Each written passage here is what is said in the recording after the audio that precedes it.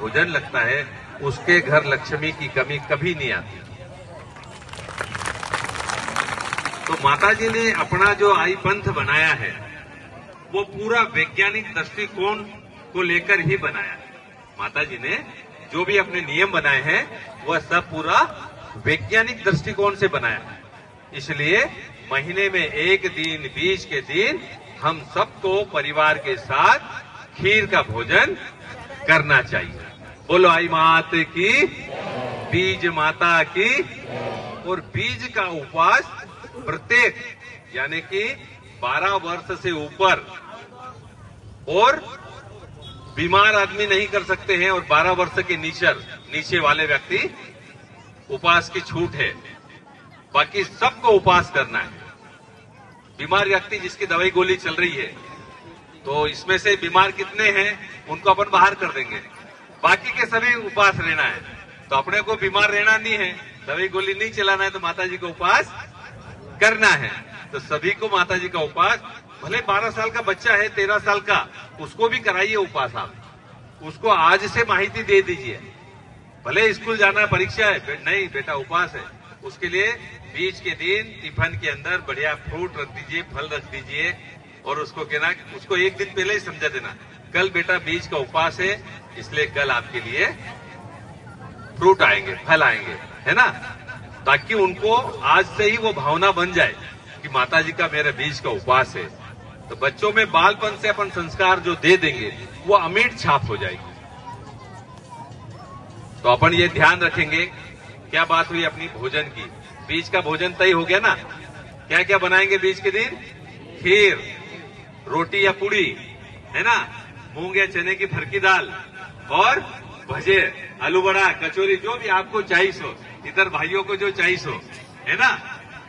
कभी भी अवहेलना नहीं करना। एक समाज एक भोजन। हमारे कितने त्योहार हैं? हम 25 त्योहार मनाते हैं, 12 बीज और 13 दूसरे त्योहार, लेकिन लगभग सबका एक जैसा भोजन है। हर त्योहारों पर एक जैसा भोजन हमारे परिवारों में बनता है। पर बीच में कुछ लोग ऐसे आ जाते हैं खों वाले,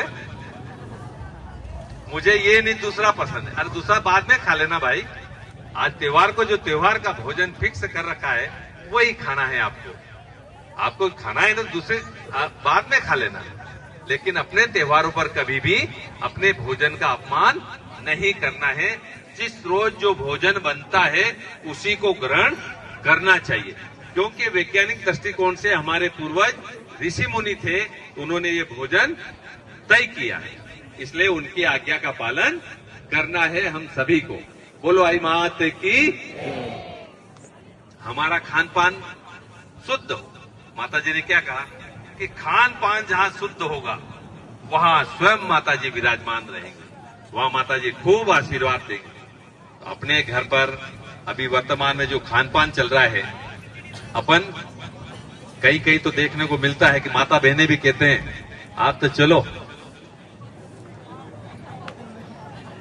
आज अपने घर कुछ नहीं बनाएंगे, आज तो कहीं बाहर जाना है। आजकल फ्रीक्वेंसी चालू हो गई, आपके यहाँ नहीं चल रही है लेकिन कहीं कहीं चालू हो गई, जो ढाबों में जाकर, रेस्टोरेंट में जाकर ये माता बहनें सिखलाती है। भाई लोग तो कमाने में लगे रहते हैं, पर माता बहनें नहीं आज तो वहां जाएंगे। पर ऐसा मत करना, इसमें आपका अपमान होता है। आपके हाथों से जो भोजन बनता है वो माता जी का आशीर्वाद है, और वो प्रसाद जो पाते हैं वो एकदम शुद्ध होता है। इसलिए कोशिश ये रहे कि हम अपने परिवार के अंदर अपने घर पर बनाया हुआ भोजन ही ग्रहण करें। बाहर से कोई पाउच, पैकेट, मिठाई कुछ नहीं लाना है। घर पे जो बनाना है वही अपने को खाना है। बाहर तो कब तो बनाते हैं, न कैसा बनाते हो, न क्या डालते हैं, वो अपने को पता है क्या है? ये सेठ बैठे हैं, इनको पता है। अपने यहाँ आटा अपन पिसवा के लाते तो 7 दिन में वो धनोरे पड़ जाते हैं। पड़ जाते कि नहीं पड़ जाते? 15 दिन में इल्लियां पड़ जाती है, लेकिन ये पैकिंग 3-3 महीने तक चलता रहता है। इसलिए नो पैकिंग, पैकिंग वाला भोजन नहीं करना, पैकिंग वाला आटा नहीं खाना। और आटा भी कैसा होना, चौकोर। चौकोर से मतलब दरदरा, मैदा नहीं खाना है। मैदा खाओगे तो मांदा होगे, बीमार नहीं पड़ना है। इसलिए मैदे की कोई वस्तु, गुजरात में पूरा मैदा ही चलता है और बेसन और मैदे के अलावा कोई बात ही नहीं होती है। होती है क्या गुजरात में? तो अपने को तो अपनी मारवाड़ की संस्कृति, मारवाड़ का भोजन वही चलाना है। मक्का की घाट, राब हो तो राब, है ना। घुगरी खाते हो कि घुगरी? घुगरी खाते हो? बढ़िया गुड़ डालकर, और गुड़ भी सफेद पीला मत लाना, देसी गुड़, काला वाला गुड़, काला वाला ही गुड़ लाना। घर के ऊपर अंदर देसी काला वाला गुड़ ही उपयोग में लेना आप, सफेद और पीला मत लेना। केमिकल युक्त गुड़ का उपयोग नहीं करना है, समझ गए? ये सब आपको ध्यान रखना है माता बहनों को। छोटी मोटी बातें ना आगे जाओ, पर प्रेम वे जट प्रेम है उठ सब कुछ है। माता जी आज के जट प्रेम है उठ में विद्यमान, मैं उठे ज रहे जिनी जगह प्रेम है उठ सब कुछ है। किन्हें छोटी मोटी बात न भूल जाओ। बोलो आई मात की। अब अपन माता जी के थोड़ा सा समय, भोजन का समय कितने बजे है आपका? पहले भोजन नहीं, पहले भजन या भोजन? माता बहने बोल नहीं रही, तिलक सबका लगाकर ही माता जी का बधावना होगा। यहाँ तो लगभग सभी को दिखा है, बहुत ही अच्छा है, सभी का तिलक लगाया था, टीका है। ये हमारी संस्कृति के प्रतीक चिन्ह है। हम इनको अपनाते हैं तो अपने को गर्व महसूस होता है। जिस प्रकार से देवी देवताओं को हम स्नान कराते हैं, तिलक लगाते हैं, वस्त्र पहनाते हैं, ऐसे ही हम अपने शरीर को देवता के रूप में, देवी के रूप में अपने शरीर को हम मानते हैं। ये हमारी संस्कृति है और इसी संस्कृति का नाम सनातन संस्कृति है। बोलो आई मात की। आप सभी को बड़े बिलाड़ा तरफ खूब खूब माता जी रो आशीर्वाद और खूब खूब बटे माता जी रो अच्छो धाम बने और बढ़िया स्थान बने, जिनो नाव पूरो मारवाड़ी नी, सूरती नी, पूरा भारत में थे। बोलो आई मात की। महिला मंडल का वो गठन करते हैं। क्यों कर रहे हैं? आने वाली परिस्थितियां जो है वो विकराल आने वाली, समय परिवर्तनशील है और इस परिवर्तन समय में हम सबको सावधान रहना है। सावधान कैसे रहेंगे? जब संगठित रहेंगे, जब हमारा परिवार सुरक्षित हो। परिवार को सुरक्षित कौन रखता है? माता बहने। माता बहने घर की मुखिया है।